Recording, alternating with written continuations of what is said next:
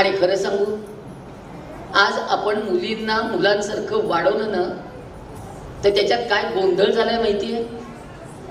आज उच्च विद्या विभूषितांचे घटस्फोट जास्त आहेत. इगो वाढत चालले, इगो. मी मोठा का तू मोठी, माझा पगार जास्त का तुझा पगार जास्त, मी माझं ATM कार्ड दाखवणार नाही, मी माझा बँक बॅलन्स सांगणार नाही. इतके भांडण आहेत छोट्या छोट्या कारणांवरनं घरामध्ये. तुम्ही मला एका प्रश्नाचं उत्तर द्या. मुलींना मुलांसारखं वाढवलं तर संसार होऊ शकतो? दोघांपैकी एकाने कुणीतरी बाई असावं लागतं, आणावं लागतं, पुरवावं लागतं, नात्यांना घेऊन जावं लागतं, तडजोडीने घ्यावं लागतं, समजुतीने घ्यावं लागतं, थोडासा कमीपणा घ्यावा लागतो. आणि तो कमीपणा शनिवारवाड्यावर उभं राहून घ्यायचा नाहीये, घरात घ्यायचा आहे.